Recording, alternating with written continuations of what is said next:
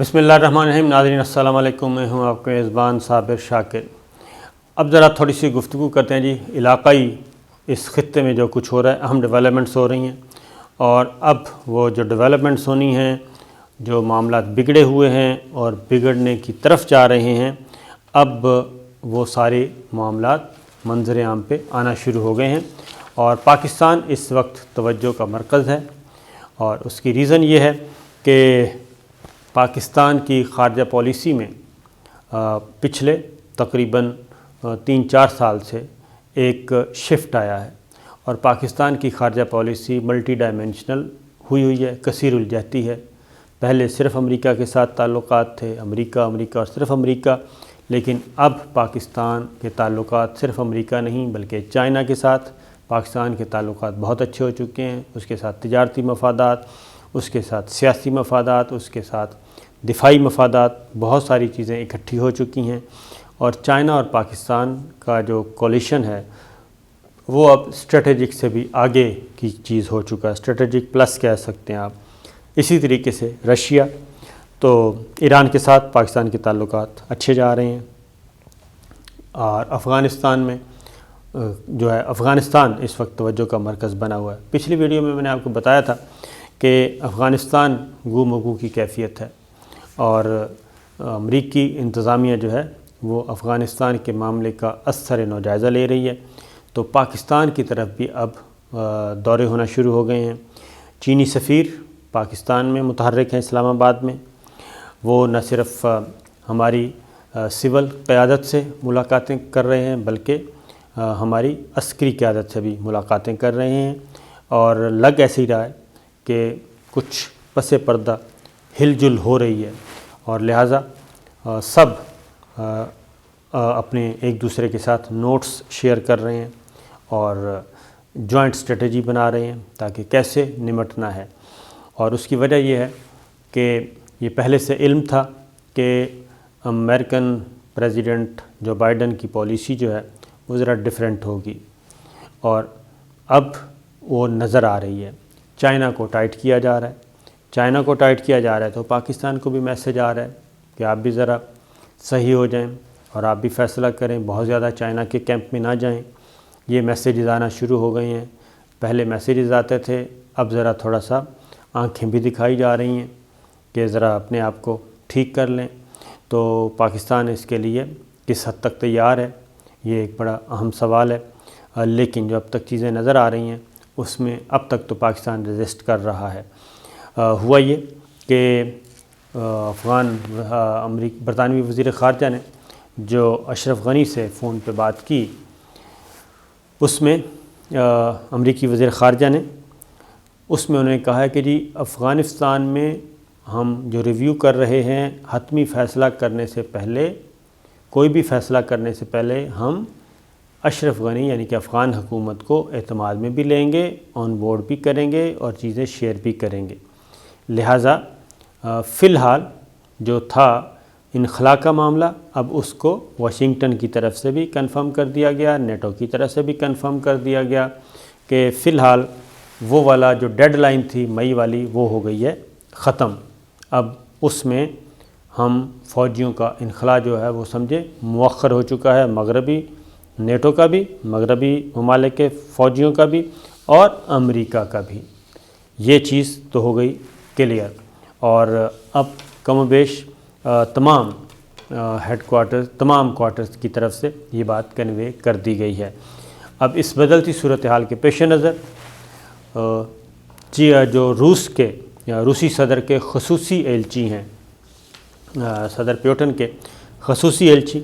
وہ بھی پاکستان پہنچے ہوئے ہیں. ان کی بھی وزیر اعظم، دفتر خارجہ اور ہمارے عسکری حکام، آرمی چیف، ملٹری لیڈرز سے ملاقاتیں ہوئیں. اور چونکہ افغان طالبان نے وزٹ کیا تھا، رشیا کا بھی، چائنا کا بھی، ایران کا بھی، پاکستان کا بھی، تو اس تناظر میں بھی اور اب یہ کھل کے بات آ چکی ہے کہ افغانستان کے بارے میں جو سمجھا جا رہا تھا، اب امریکہ کا جو موڈ ہے وہ کچھ بدلا ہوا نظر آتا ہے، تیور اس کے بدل گئے ہیں. تو لہٰذا جو اس خطے کے ممالک ہیں وہ متحرک ہو گئے ہیں، چین کے سفیر یہاں پہ متحرک ہیں، اور روسی خصوصی ایلچی برائے افغانستان وہ یہاں پہنچ چکے ہیں پاکستان میں۔ اور اسی دوران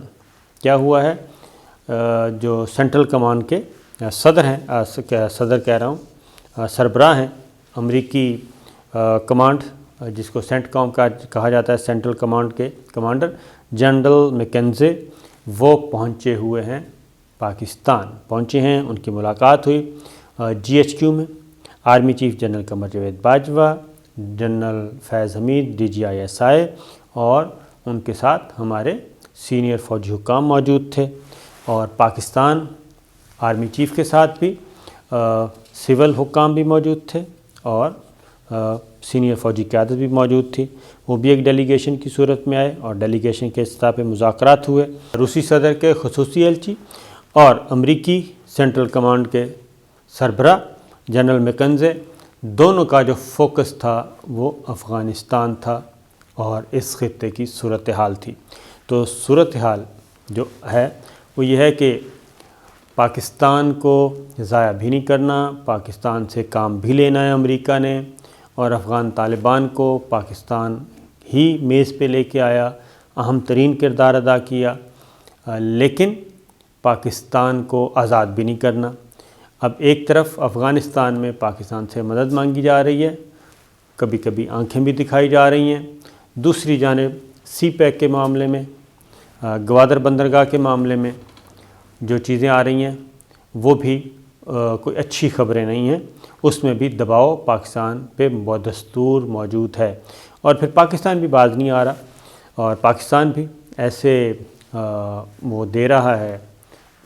کچھ ایسے ایونٹس دکھا رہا ہے، کچھ تصویریں، مثلا گوادر میں گوادر اسٹیڈیم کرکٹ کا اسٹیڈیم بنا، اس کو سوشل میڈیا کے ذریعے بہت زیادہ پذیرائی ملی، اور وہاں پہ ایک نمائشی میچ بھی کرکٹ کا کھیلا گیا۔ اب یہ وہ ساری چیزیں ہیں، یہ انڈائریکٹلی کنوے کیا جا رہا ہے کہ گوادر ہمارے لیے کتنا اہم ہے، اور پھر اس سارے تناظر میں، اور دوسری جانب 45 ملکوں کی وہ ذہن میں رکھیے گا کہ 45 ملکوں کی جو فوجی مشقیں ہوئیں، بحری فوجی مشقیں، ان کو بھی ذہن میں رکھیں کہ وہ بھی امپورٹنٹ تھیں، اور ان کو بھی اگنور نہیں کیا جا سکتا۔ تو امریکہ کے ساتھ معاملات CPEC کی وجہ سے اور چائنا کے ساتھ قربت کی وجہ سے بہت ہی کوئی اچھے نہیں ہیں، بلکہ کہنا چاہیے کہ کشیدہ ہی ہیں، اور اس کی وجہ یہ ہے کہ ابھی تک صرف ایک امریکی وزیر خارجہ کی کال آئی شاہ محمود قریشی صاحب سے، ہم منصب سے بات ہوئی ان کی، لیکن وہ بھی کوئی اچھے ماحول میں نہیں آئی تھی۔ وہ اس وقت آئی تھی جب امریکی صحافی جو ڈینیل پرل تھے، ان کے مقدمے کا معاملہ تھا، سپریم کورٹ آف پاکستان نے ان کے قتل کے الزام میں جو صاحب گرفتار تھے ان کو رہا کرنے کا، جیل سے نکالنے کا حکم دیا تھا۔ اس کے فوراً بعد یہ کال آئی تھی،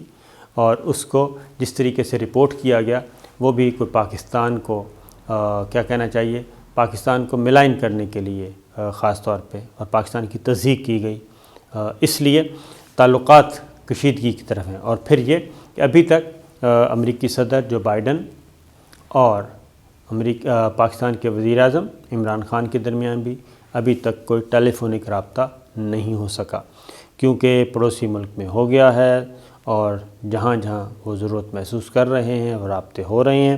لیکن ابھی تک پاکستان کے وزیر اعظم کے ساتھ ٹیلی فونک رابطہ نہیں ہوا۔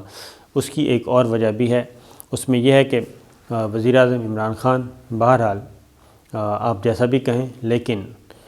ایک چیز انہوں نے ضرور کی ہے، اور وہ یہ کی ہے کہ پاکستان کو ڈگنیٹی کے ساتھ پاکستان کی نمائندگی وہ کرتے ہیں، اور پاکستانی وقار کو کبھی بھی وہ مجروح نہیں ہونے دیتے۔ اور اسی لیے جب انہوں نے جو بائیڈن کو مبارکباد کا پیغام بھیجا تو اس میں بھی کوئی فوجی اتحاد اور اسٹریٹجک اور اس طرح کے معاملات کو انہوں نے نہیں ذکر کیا تھا، بلکہ انہوں نے یہ کہا تھا کہ صدر جو بائیڈن کے ساتھ تجارت اور اقتصادی شعبوں میں تعاون کے ذریعے پاکستان اور امریکہ کے دو طرفہ تعلقات کو وسعت دینا چاہتے ہیں۔ یہ ان کا ویژن ہے، اور یہ صرف ان کا نہیں ہے بلکہ اس وقت ریاست پاکستان کا ویژن ہے۔ اور یہ جو باقی فوجی معاملات، دفاعی معاملات وہ اپنی جگہ، لیکن پریورٹی جو ہے وزیر اعظم عمران خان کی وہ یہ تھی تجارت اور اقتصادی شعبوں میں تعاون۔ اور اس کے بعد اگلی جو تھی دلچسپی وہ تھی آب و ہوا کی تبدیلی، صحت عامہ اور بدعنوانی کے خاتمے سمیت دیگر شعبوں میں تعاون۔ اور خاص طور پہ جب وہ کہتے ہیں اور پھر خطے میں امن کے فروغ کے لیے امریکہ کے صدر کے ساتھ کام کرنے کی امید کرتے ہیں۔ یہ تھا وزیر اعظم عمران خان کا پریزیڈنٹ جو بائیڈن کے نام پیغام، جو مبارکبادی پیغام تھا۔ یہ چیزیں انہوں نے بنیاد بنائی تھیں، اور اقتصادی تجارتی تعلقات، اور اس میں کوئی ایڈ کا معاملہ نہیں تھا۔ آپ کو یاد ہوگا کہ پریزیڈنٹ ٹرمپ نے جب سخت ٹویٹ کیے تھے تو وزیر اعظم عمران خان نے بھی اسی طریقے سے سماجی رابطے کی ویب سائٹ پہ اسی زبان میں جواب دیا تھا، اور اس کے بعد پھر تعلقات بہتر ہو گئے تھے۔ تو اب بھی صورتحال ویسی کی ویسی ہی ہے، اور پاکستان کے بارے میں جو واشنگٹن سے اطلاعات آ رہی ہیں، اطلاعات کی بنیاد پہ، انفارمیشن کی بنیاد پہ میں کہہ رہا ہوں کہ وہاں پہ جو پاکستان مخالف لابیز ہیں وہ کافی متحرک ہیں، اور نہ صرف وہ متحرک ہیں بلکہ کچھ ہمارے آستین کے سانپ بھی متحرک ہیں، اور وہ یہ تاثر دینے کی کوشش کر رہے ہیں کہ اگر موجودہ حکومت وہ سول اور ملٹری لیڈرشپ دونوں کا، وہ کہتے ہیں کہ سول اور ملٹری لیڈرشپ دونوں اگر یہ جاری رہتا ہے پاکستان میں ان کا انڈرسٹینڈنگ، ان کی پارٹنرشپ، تو ایسی صورت میں مستقبل میں بھی جو امریکی مفادات ہیں وہ بدستور وہ ان کو نقصان پہنچتا جائے گا۔ لہٰذا جتنی جلدی ہو سکے موجودہ حکومت کو گھر بھیج دیا جائے، اور اس کے لیے میں پورے وثوق سے کہہ رہا ہوں، اور ہمارے اداروں کے پاس یہ انفارمیشنز ہیں کہ جو اس وقت پی ڈی ایم میں ذرا ہوا بھری جاتی ہے، کیونکہ ہوا یہ کہ ایک مومنٹم بنانے کی کوشش کی گئی، عوام میں پذیرائی نہیں ملی، یہ فیکٹ ہے، کوئی مانے یا نہ مانے، یہ فیکٹ ہے کہ عوام میں پذیرائی نہیں ملی، عوام کی طرف سے وہ رسپانس نہیں ملا کہ وہ گلی کوچوں میں احتجاج کی صورت میں حکومت کے خلاف کھڑے ہوں، یا جو نواز شریف صاحب نے ایک سٹیپ اٹھایا تھا کہ جنرل باجوہ اور جنرل فیض کے خلاف کہ فوج کے اندر سے بغاوت ہو، وہ بھی نہیں ہو سکی۔ تو جب یہ ساری چیزیں نہیں ہو سکیں تو واشنگٹن ہو یا لندن ہو یا کوئی اور ملک ہو، وہ خواہ کتنا ہی تگڑا کیوں نہ ہو، خواہ کتنا ہی پیسہ کیوں نہ پھینک دے، وہ بھی پھر کچھ نہیں کر سکتا۔ لہٰذا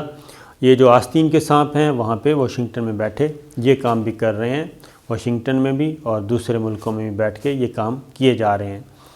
تو اس وجہ سے یہ جو P D M long march, آپس میں صلاح مشورے ہو رہے ہیں، تو اس میں یہ شامل ہے۔ پھر لاپتہ افراد کو ساتھ جوڑ دیا جاتا ہے، پھر انسانی حقوق کے معاملات، پھر شفافیت۔ لیکن وزیر اعظم عمران خان جب بھی بات کرتے ہیں وہ یہ کہتے ہیں کہ ہمارا جتنا بھی ان لوگوں کی سفارشیں آ رہی ہیں جو کہ اس وقت زیر عتاب ہیں اور جیلوں میں ہیں یا جیل جانے والے ہیں یا مفرور ہیں، ان کے بارے میں تو وہ جب بھی اپنی تقریر میں بات کرتے ہیں وہ اسی لیے کرتے ہیں کہ ہمارا جو لوٹا ہوا مال ہے پاکستان کا، پاکستان کے عوام کا، یہ تو مغربی ملکوں میں پڑا ہے۔ اس لیے صدر جو بائیڈن کو جو بات انہوں نے کی تھی اس میں بھی یہ بات خاص طور پہ رکھی تھی کرپشن کے خاتمے کے لیے ہم آپ سے تعاون کرنا چاہتے ہیں۔ تو جب کرپشن کے خاتمے کے لیے بات کی جاتی ہے تو انڈائریکٹلی یہی کنوے کیا جاتا ہے کہ آپ کرپٹ لیڈرشپ کو تحفظ دینا چھوڑ دیں۔ تو یہ سچویشن چل رہی ہے، دیکھتے ہیں، اللہ خیر کرے، پاکستان کے حق میں بہتر ہو اور پاکستان کی لیڈرشپ کو بھی کھڑا رہنے کی توفیق دے۔ اجازت دیجیے، اللہ حافظ۔